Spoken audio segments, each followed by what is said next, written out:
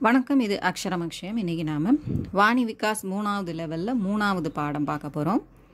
இதில் நம்ம இந்த 3வது லெவலில் தொடர்ந்து ஃப்யூச்சர் டென்ஸு பார்த்துட்ருக்கோம். அதில் மே பார்த்தாச்சு, தும் பார்த்தாச்சு. இப்போ ஆப் அப்படிங்கிற ஆப், ஹம் அதற்கானதை நம்ம பார்க்க போகிறோம். இது ரெண்டுமே ப்ளூரல் அப்படிங்கிறதுனால இது ஆண்பாலில் ஏங்கேனும் பெண்பாலில் ஏங்கி அப்படின்னும் வரும். அந்த ஏங்கே, ஏங்கி அதுக்கு மேலே இருக்கக்கூடிய அந்த புள்ளி வெறும் புள்ளி, அம்மில் உள்ள புள்ளி கிடையாது.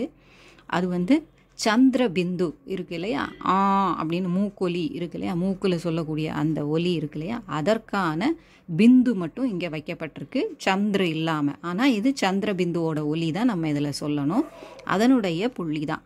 ஏன் சந்திர போடலை அப்படிங்கிறதும் நமக்கு தெரிஞ்சது தான், இருந்தாலும் சொல்கிறேன். இப்போ ஏ அப்படிங்கிறதுல மேலே ஒரு கோடு வருது இல்லையா, எந்த எழுத்துலலாம் மேலே கோடு வருமோ, ஈ, ஔ, ஓ இந்த மாதிரியான எழுத்துக்கள்லாம் மேலே கோடு நம்ம போடுவோம் இல்லையா, சிரோரேகாக்கு மேலே அந்த நீட்சி வரும், எக்ஸ்டென்ஷன் வரும். அந்த மாதிரியான இடங்களில் அந்த இட வசதிக்காக வெறும் புள்ளியை மட்டும் வைக்கிறது உண்டு. நம்ம பழக்கத்தில் அது அம்மா இல்லையா அப்படிங்கிறத நம்ம தெரிஞ்சுக்கலாம், பார்த்தாலே நமக்கு தெரிஞ்சிடும்.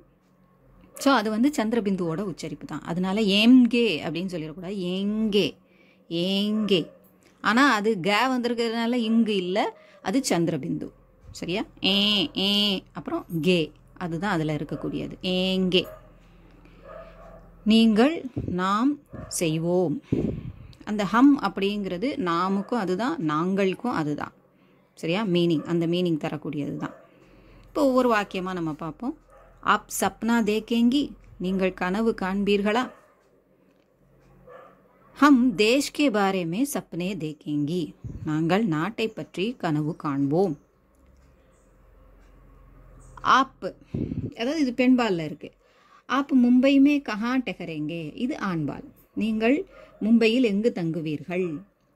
அதாவது இப்போ ஆண் பெண் ரெண்டும் கலந்து இருக்கக்கூடிய ஒரு குரூப்பை அந்த ப்ளூரலை நம்ம சொல்லணும் அப்படின்னா ஆண்பால் ப்ளூரல் தான் நம்ம உபயோகப்படுத்துவோம். காமனாக சொல்லணும்னா, தனியாக பர்டிகுலராக பெண்கள் மட்டும் இருந்தாங்க, அது நிறைய ப்ளூரலில் இருந்ததுன்னா பெண்பால் ப்ளூரல் நம்ம உபயோகப்படுத்துவோம். ரெண்டும் கலந்து வரும்போது ஆண்பால் தான் உபயோகப்படுத்தணும். சரியா? ஹம் மும்பை மே அந்தேரி மே டெகரேங்கே, நாங்கள் மும்பையில் அந்தேரியில் தங்குவோம். ஆப் கப் வஹா ஜாயேங்கே, நீங்கள் எப்போது அங்கு செல்வீர்கள்? ஹம் அகலே மஹீனே வஹா ஜாயேங்கே, நாங்கள் அடுத்த மாதம் அங்கே செல்வோம். ஆப் வஹா கியா கரேங்கே, நீங்கள் அங்கே என்ன செய்வீர்கள்? ஹம் வஹா ஏக் ஷாதி மே ஜாயேங்கே, நாங்கள் அங்கே ஒரு திருமணத்திற்கு செல்வோம். ஆப்கா சமய கைசே கட்டேகா, தாங்கள் எவ்வாறு நேரத்தை போக்குவீர்கள்? அதான் அந்த வாக்கியம் எப்படி இருக்குது, உங்களுடைய பொழுது எப்படி கழியும் அப்படின்னு தான் அந்த வாக்கியம் இருக்குது, ஹிந்தியில் இருக்கக்கூடியது. சரியா? அந்த அமைப்பில் தான் அந்த எழுதுகிறோம், நம்ம ஹிந்தியில் சொல்கிறோம். ஹம் குச் தேர் டிவி தேக்கேங்கே, நாங்கள் சிறிது நேரம் டிவி பார்ப்போம். கியா ஆப் பூரா தின் டிவி தேக்கேங்கே, நீங்கள் நாள் முழுவதும் டிவி பார்ப்பீர்களா? நஹி, ஹம் பூரா தின் டிவி நஹி தேக்கேங்கே, நாங்கள் முழு நாளும், அதாவது நாள் முழுவதும் டிவி பார்க்க மாட்டோம். ஆப் கஹா கானா காயேங்கே, நீங்கள் எங்கே சாப்பாடு சாப்பிடுவீர்கள் அல்லது உணவு உண்பீர்கள்? ஹம் கிசி ஹோட்டல் மே கானா காலேங்கே, நாங்கள் ஏதாவது ஹோட்டலில் சாப்பிட்டு கொள்வோம். அதாவது சாப்பிடுவோம் அப்படிங்கிறது காயேங்கே, காலேங்கே அப்படின்னா சாப்பிட்டு கொள்வோம். மும்பை சே ஆப் கஹா ஜாயேங்கே, மும்பையிலிருந்து தாங்கள் எங்கு செல்வீர்கள்? ஹம் மும்பை சே சேலம் வாபஸ் ஆயேங்கே, நாங்கள் மும்பையிலிருந்து சேலம் திரும்பி வருவோம். ஆப் வஹா கியா கியா தேக்னா சாஹேங்கி, நீங்கள் அங்கே என்னென்ன பார்க்க விரும்புவீர்கள்?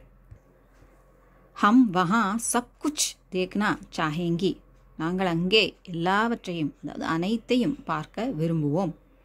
ஆப் ரோஸ் டெஹலேங்கே, நீங்கள் தினமும் உலவுவீர்களா? அதாவது வாக் போவீங்களான்னு கேட்குறாங்க. ஹம் ஜரூர் ரோஸ் டெஹலேங்கே, நாங்கள் நிச்சயம் தினமும் உலாவுவோம்.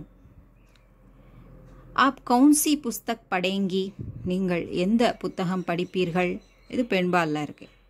ஹம் சப் பிரகார் கி புஸ்தகே படேங்கி, ஹம் சப் பிரகார் கி புஸ்தகே, எல்லா விதமான புத்தகங்களையும் அனைத்து விதமான புத்தகங்கள் படிப்போம்.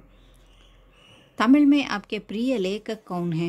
தமிழில் உங்களுக்கு பிடித்த எழுத்தாளர் யார்? தமிழ் में हमारे प्रिय लेखक वाली हैं. தமிழில் எங்களுக்கு பிடித்த எழுத்தாளர் வாலி.